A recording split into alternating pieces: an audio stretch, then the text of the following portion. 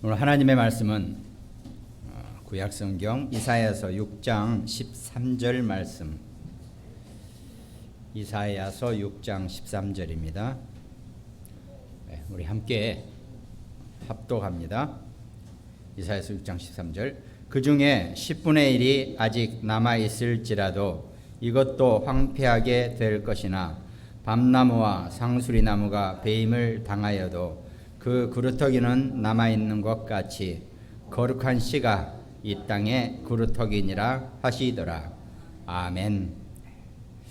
오늘 말씀 제목이 우리 영적 서밋 렘넌트입니다.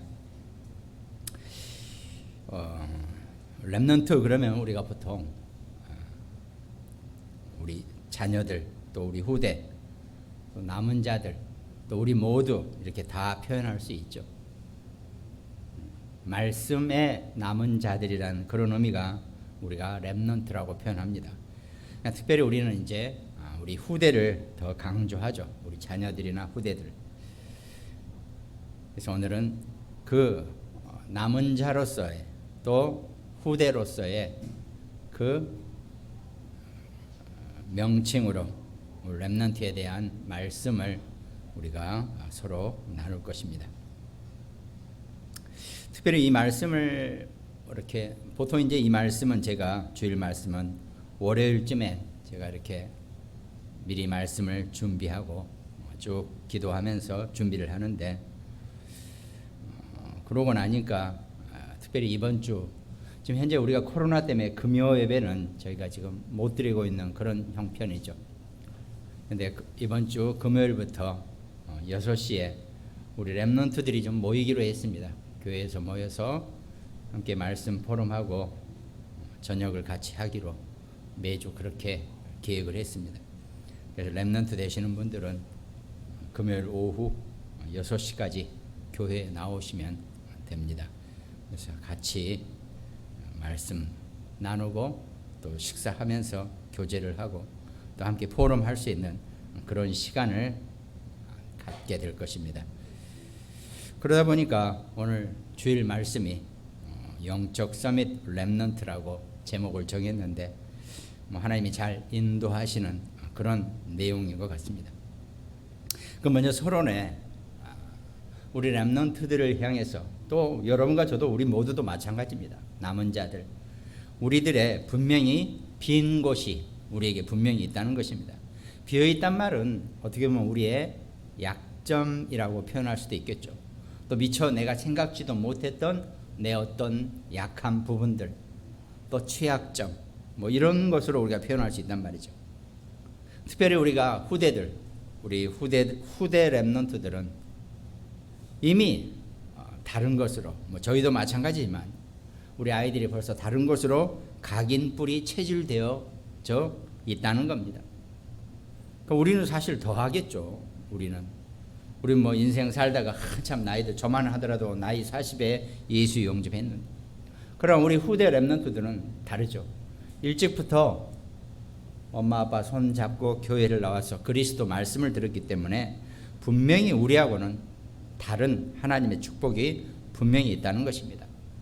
그런데도 불구하고 살면서 자라나면서 다른 것들로 다른 문화로 각인되어져 있고 뿌리 내리고 체질되어 있다는 겁니다.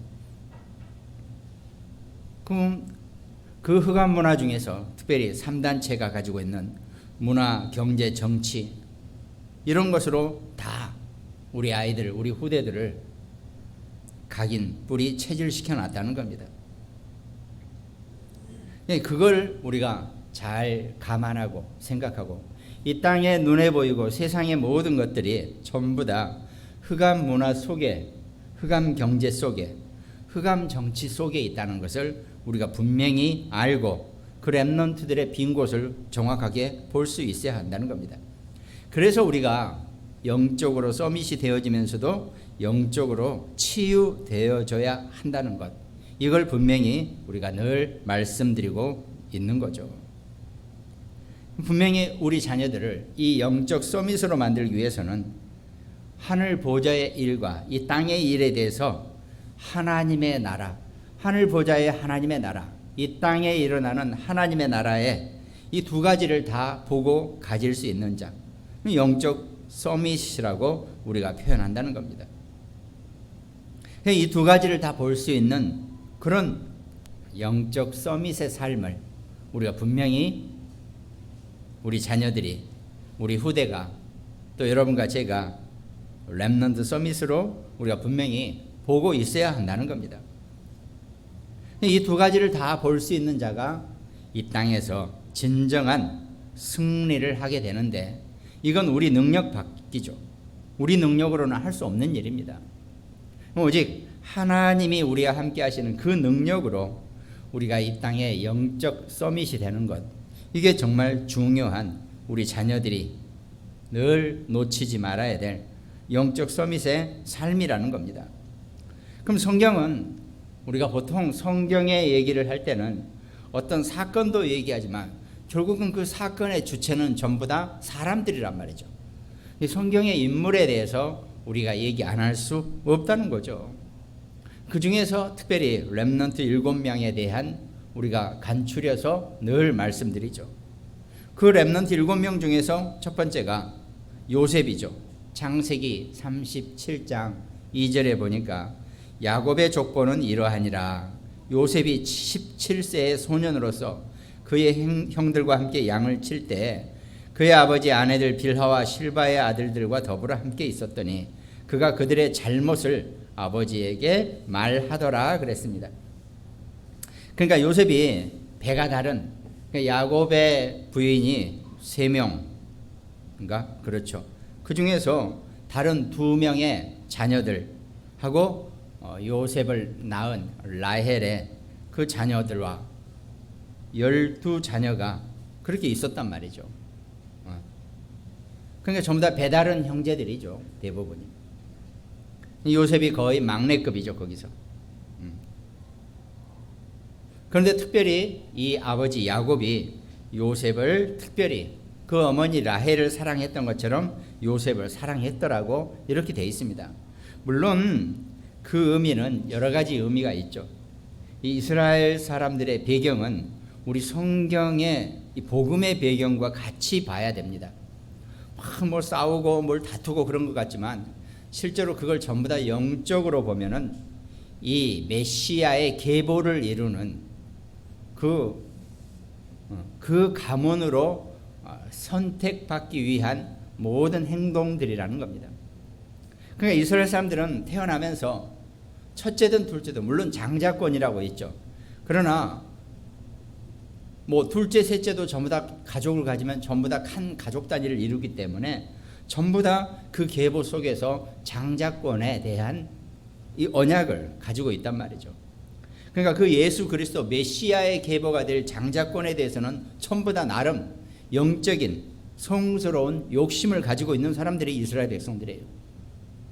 결국은 그것 때문에 이스마엘의 후손인 아랍 종족들도 마찬가지입니다.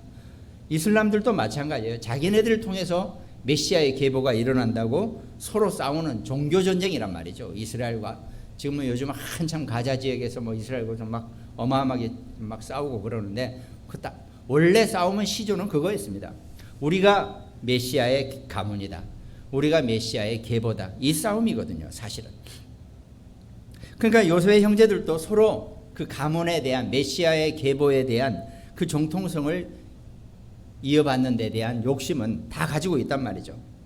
특별히 아버지가 요셉만 사랑하니까 그 의미는 뭐냐면은 그러면 저 요셉을 우리 가문의 메시아의 계보 장자권으로 준단 말이냐? 뭐 이렇게 이제 시기하게 되는 거죠. 그러니까 그것 때문에 요셉은 그 싸움을 형제들과 보이지 않는 갈등과 또 드러내는 싸움으로 계속 진행하고 있는데, 그 와중에 오늘 창세기 37장 2절의 말씀에는 요셉이 형제들의 잘못을 아버지에게 말하더라 그랬습니다. 이걸 잘못 이해하면은 요셉은 고자질쟁이였다. 형들이 뭐 잘못한 걸 아버지한테 고해바치는 고자질쟁이였다. 뭐 이렇게 표현할 수 있는데 그 의미가 아니죠. 그 형제들의 잘못이란 것은 딴 게 아닙니다. 언약적으로 잘못된 부분에 있어서 요셉이 그건 아니다라고 얘기할 수 있다는 거죠. 여러분과 저도 우리 자녀들도 우리 렘넌트들이요. 우리가 다른 건 다 양보해도 예수가 그리스도라는 이걸 양보해서는 절대로 안 된다는 거죠. 그 부분에 있어서 우리가 확실히 해야 한다는 겁니다. 예수는 그리스도이시다. 이 부분에 내가 양보할 수는 없거든요. 그러니까 요셉도 그 부분이에요. 지금 오늘날로 우리가 치면 예수가 그리스도 아니다라고 형제들이 얘기하면 아니다, 예수가 그리스도시다라고 요셉은 얘기한 것뿐이라는 겁니다. 무슨 형제들이 뭐 잘못하고 뭐 게으름 피우고 양 잘 안 돌보고 이런 걸 아빠한테 야곱한테 고발한 게 아니라는 겁니다. 영적으로 그 부분을 잘 볼 수 있어야 돼요. 요셉은 예수는 그리스도라는 이 언약에 확실했다라고 우리가 이것을 표현하면 된다는 겁니다. 여러분과 저도 마찬가지죠. 우리도 다른 건 다 양보해도 좋습니다. 뭐 불교든 천주교든 뭐 다른 기타 종교한테 뭐 이거 저거 이거 좋아, 자기들이 원하는 거 좋다, 마음대로 해라 라고 내줄 수 있죠.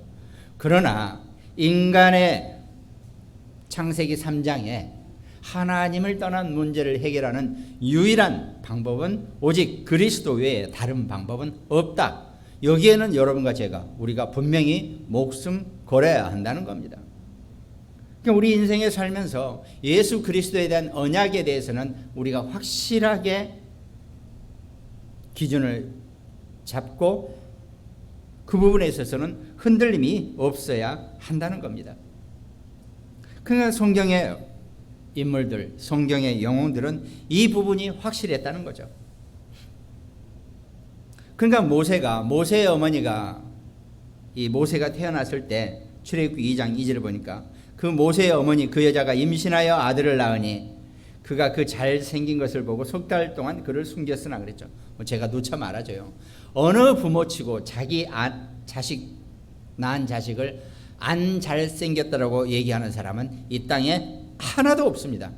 심지어 사람뿐만 아니라 고슴도치도 지 자식이 최고라고 얘기하는 판인데, 그러니까 이거는 모세의 어머니가 모세가 애를 낳고 보니까 너무 잘생겼다 이 얘기를 하는 게 아닙니다. 언약적으로 영적으로 모세가 하나님의 일을 행하는 데 있어서 최적으로 생긴 그런 사람이라는 걸 의미한다는 겁니다. 그걸 우리가 좀 잘 이렇게 구별하고 정말 영적으로 해석하고 볼 수 있어야 한다는 거죠. 뭐 그 뒤에 많은 렘넌트 7명들이 다 이 땅에 살면서 그런 영적으로 서밋의 그런 삶을, 그런 언약의 길을 다 가고 있는 그런 내용들이라는 겁니다. 사도행전 9장 15절에 보니까 바울에게 하나님이 얘기하죠. 주께서 이르시되 이 사람은 내 이름을 이방인과 임금들과 이스라엘 자손들에게 전하기 위하여 택한 나의 그릇이라 그랬단 말이죠. 그러니까 바울을 보고 하나님이 택한 나의 그릇이라고 표현한다는 겁니다. 바로 여러분과 저와 우리 자녀들, 우리 렘넌트들이 하나님이 택한 그릇이 되는 줄 믿으시기 바랍니다. 그것이 우리 렘넌트들이 이 땅에서 영적 서밋으로 살아가는데 하나님이 이미 언약적으로 완전하게 선포하시고 약속하셨다는 겁니다. 그걸 우리가 명확하게 알고 정말 우리 렘넌트들이 또 여러분과 저와 우리 언약에 남은 자들이 이 땅에 렘넌트로 살아가는 데 있어서 영적 서밋의 삶을 사는 데 있어서 우리가 놓치지 말아야 될 서론의 내용입니다.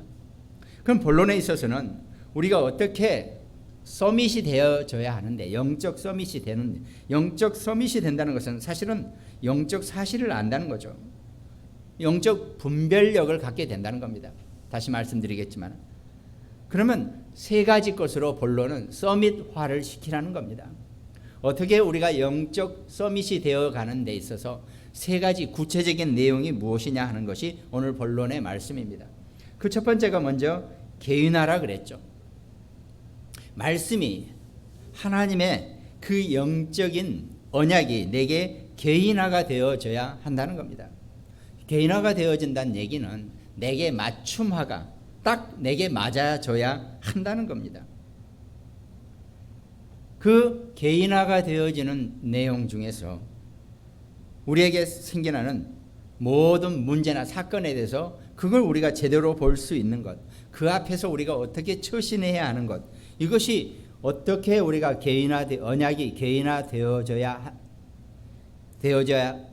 있는가에 대한 해답이 된다는 겁니다. 그럼 우리가 그 개인화 속에서 하나가 영적 사실이 우리가 정확하게 볼 수 있어야 한다는 겁니다. 영적 사실을 우리가 제대로 볼 수 있다면 영적인 존재가 뭔지 제대로 알아야 되고, 먼저 그럴 만한 영적 상태가 되어져야 한다는 겁니다. 그러니까 그걸 하기 위해서는 영적인 능력이 우리에게 확실하게 있게 된다는 거죠. 내가 영적 능력을 갖고 있다는 것은 내가 영적 사실을 제대로 볼 수 있다는 겁니다. 그러면 어떤 것이 영적 존재인지를 구분할 수 있는 그 구별성, 전체성을 우리가 갖게 된다는 거죠. 어떻게 또 다른 말로 표현하면 영적 분별력을 갖게 된다는 겁니다. 사람이요, 살면서 어떤 일이나 사건 앞에서 어떤 사람을 했을 때 이 분별력을 온전하게 갖고 산다는 것이 사실은 굉장히 저는 중요하다고 보여지거든요. 분별력이 있어야 돼요, 사람이 살면서. 이것도 아니고 저것도 아니고 저것 속에 이것 속에 막 닥치는 대로 살아가는 그런 인생이 아니라 분별력을 갖출 수 있는 그런 인생이 필요하죠. 육신적으로도요, 정신적으로도 분별력을 정상적으로 갖추고 있는 사람들은요, 어느 정도는 크게 실수하지 않는다는 말이죠. 이 부분에 있어서 제가 갑자기 생각나는 게 있는데, 여러분도 좀 잘 아시다시피 제가 이렇게 사람이 생기기가 온화하게 생기다 보니까 제가 좀 험한 얘기를 못해요. 좀 세게 얘기를 못한단 말입니다, 성격적으로. 근데 사실은 성격은 엄청, 우리 전 장로님이 누차 얘기하지만 엄청 제가 센 성격이래요. 근데 제가 세게 표현을 못해요, 제가 원래. 근데 조금 세게 얘기하면, 영적으로 정신 차리지 않으면요 진짜 큰일 납니다. 죽어요, 죽어. 계속 문제 속에 빠질 것이고 계속 사건 사고 속에 빠질 수밖에 없다는 겁니다. 저도 참 그렇게 얘기하면 제가 죄가 더 많죠. 제가 여러분들한테 온전하게 영적 분별력을 심어주지 못했기 때문에 문제와 사건이 생긴다면 그건 전부 다 제 문제죠. 어찌됐든 저는 그렇게 본단 말이죠. 영적으로 정신 안 차리면 죽습니다, 한마디로. 잘 되는 것 같죠? 지금 뭐가 잘 되어지고 있는 것 같죠? 정말 죽어요, 죽어.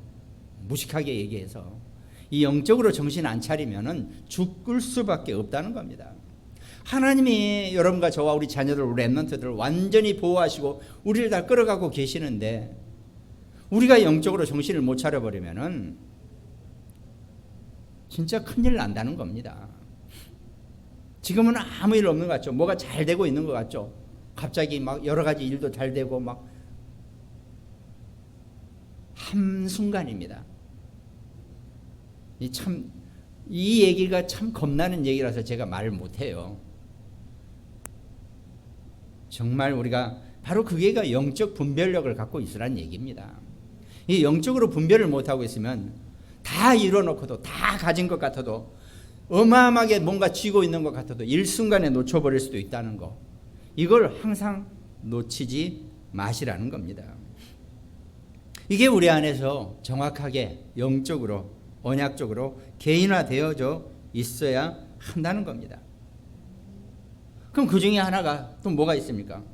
우리가 늘 정말 속지 말아야 되는 것, 세 가지가 있죠.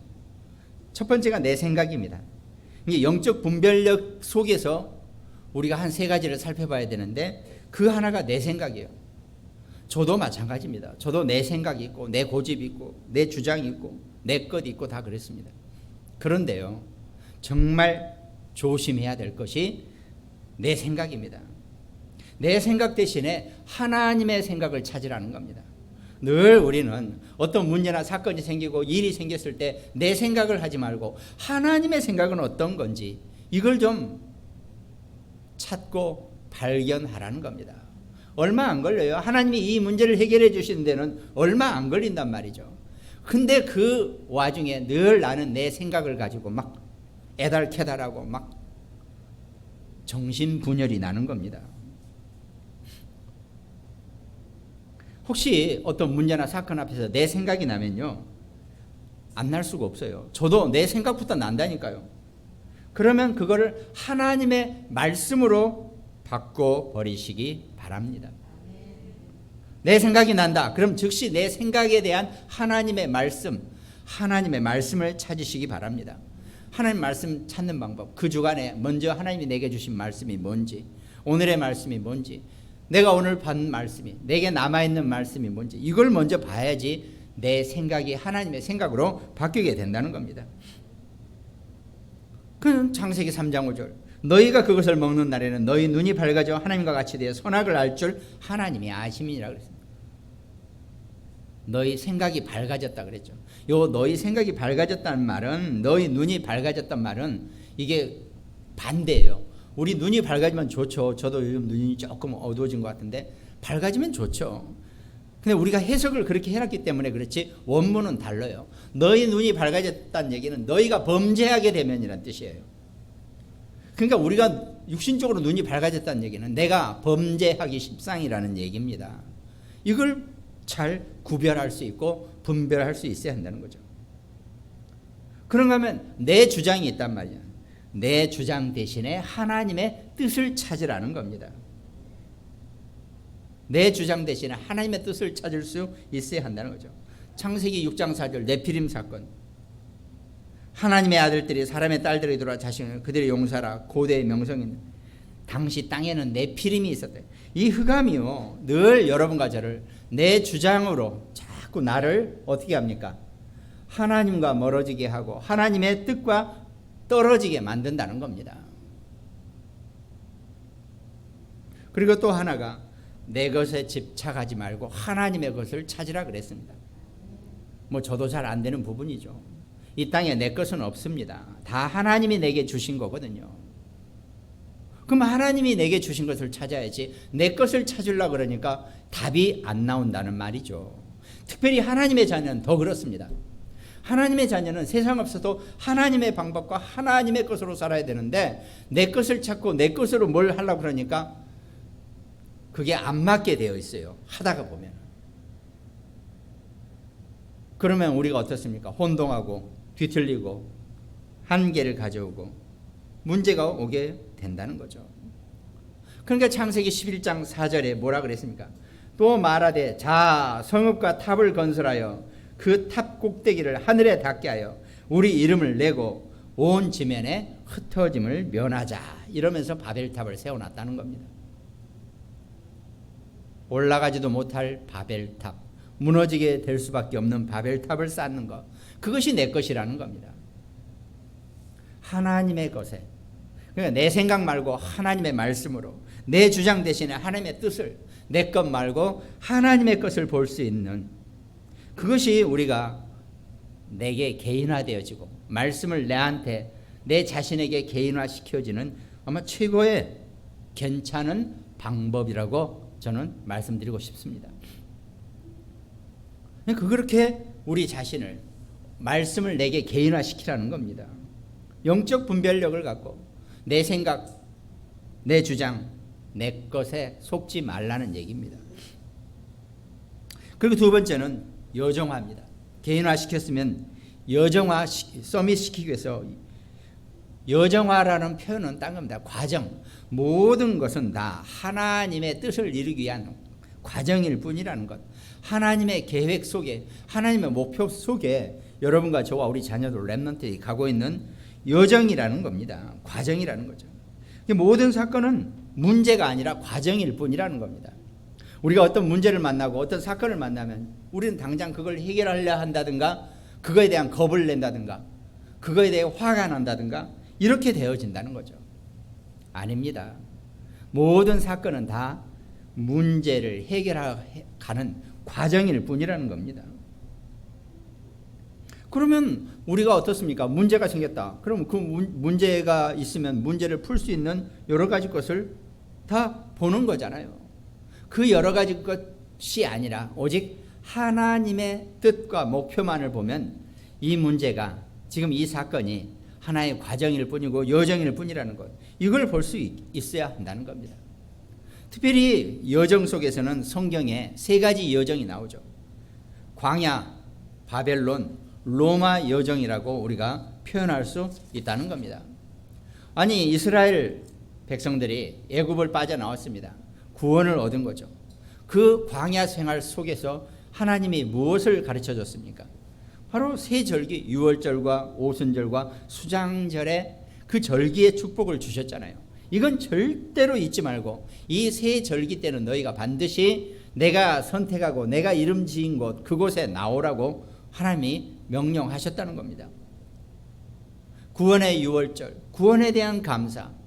우리가요, 감사 많은 감사가 있지만 최고의 감사는 구원의 감사입니다. 우리가 그 구원의 감사를 놓쳐버리는 순간, 잃어버리는 순간, 내 입으로 고백하지 않는 순간 우리는 어쩌면 다시 그 구원의 감사를 찾기까지 늘 문제와 사건 속에 소용돌이 칠 수 있게 된다는 겁니다. 내가 구원받은 것에 대해서 감사해버리면 다른 건 다 필요가 없습니다. 어떤 것도 내게 해가 될 게 없고 나를 힘들게 할 게 없다는 겁니다. 그럼 그 다음부터는 하나님의 오순절 성령의 충만한 능력과 힘으로 여러분과 저를 인도해 나아갈 것이고 우리를 끌어가신다고 약속하셨지 않습니까? 수장절, 내가 어디에 있다 할지라도, 물속에 있다 할지라도, 불 가운데 있다 할지라도 그곳이 하나님의 나라라 그랬습니다. 그러니까 하나님이 광야 훈련을 할 때 광야 여정 속에서 하나님이 이스라엘 백성들에게 이 유월절과 오순절과 수장절에 그 절기의 언약을 주셨다 아닙니까? 그러면서 무슨 일이나 사건 앞에서 항상 언약궤를 앞세웠죠. 십계명, 만나 항아리, 아론의 쌍난 지팡이. 하나님이 여러분과 제게 이 언약을 항상 앞세워서 나아가라 그랬습니다. 여러분과 제가 저만 하더라도 성질이 급해가지고 언약 이전에 나부터 뛰어나가려고 그러는데 아닙니다. 어떤 상황이나 문제 앞에서도 언약궤 뒤를 따르시기를 주님의 이름으로 축원드리겠습니다. 출애굽기 40장 34절에 보니까 구름이 회막에 덮이고 여호와의 영광이 성막에 충만하매 그랬습니다. 아침에 이스라엘 백성들이 자기네 장막 문을 열고 나오면 바로 성막이 보일 수 있는 데다, 성막은 그래서 조금 높은 데다가 누구나 보일 수 있게 그렇게 지어놓고 그 각자 집의 천막 문을 성막을 향해서 열어놨다 그랬습니다. 여러분과 저와 우리 자녀들, 우리 렘넌트들이 어떤 문제나 사건 앞에서도 늘 성막을 중심으로 성막을 볼 수 있는 그런 은혜로운 지혜 있는 하나님의 백성 되시기를 주님의 이름으로 축원드리겠습니다. 광야 여정은 이거는 광야 때 이 언약만 붙잡으면 광야는 승리하게 되어 있다는 겁니다. 그럼 바벨론은 뭡니까? 다니엘 뜻을 정하여 왕의 음식과 그가 마시는 포도주로 자기를 더럽히자니 뜻을 정했다 그랬습니다. 너희들 제물 제사 지내는 음식은 우리 안 먹겠다. 너희들이 우리한테 주는 고기 이거 안 먹겠다. 우리가 우리의 정한 음식을 먹을 테니까 전혀 고기 먹는 다른 애들하고 아무런 문제가 없다는 걸 보여주겠다라고 뜻을 정했다 그랬습니다.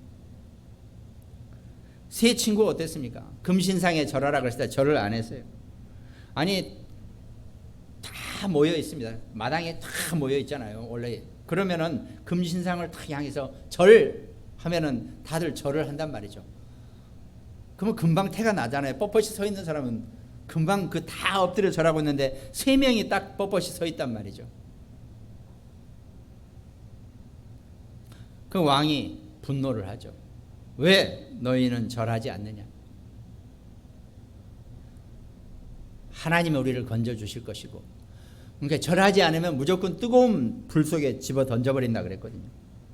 그 불 가운데서 우리를 건져 주실 것이고, 다니엘서 3장 18절 그렇게 하지 아니하실지라도 왕이여 우리가 왕의 신들을 섬기지도 아니하고 왕이 세우신 금신상에게 절하지도 아니할 줄을 아옵소서 그랬습니다. 다니엘의 세 친구는 절하지 않았다는 겁니다. 뜨거운 불 속에 집어던지면 우리는 죽게 될 수 있지만 하나님 우리를 구원해 주실 것이고, 그렇게 하지 아니하실지라도 우리는 거기에 절하지 않겠다라고 확실하게 뜻을 밝힌단 말이죠.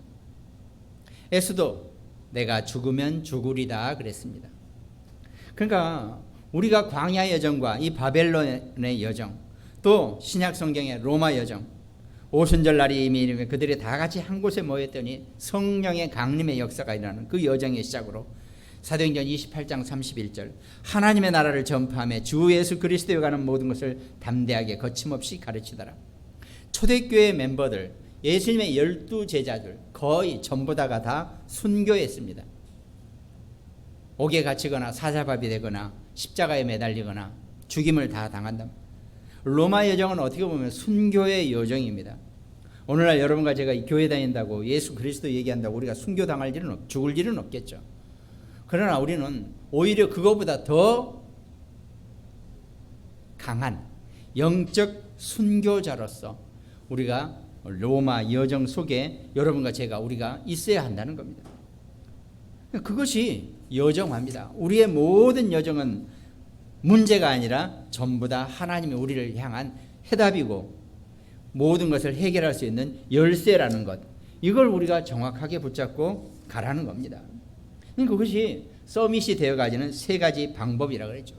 영적으로 말씀으로 개인화되어지고 모든 문제 속에 하나님의 해답이 있는 여정화, 하나님의 뜻이 있는 과정, 그리고 하나가 더 현장화, 우리의 어떤 삶의 현장에서 하나님 나라가 이루어지는 것이 현장화라 그랬습니다.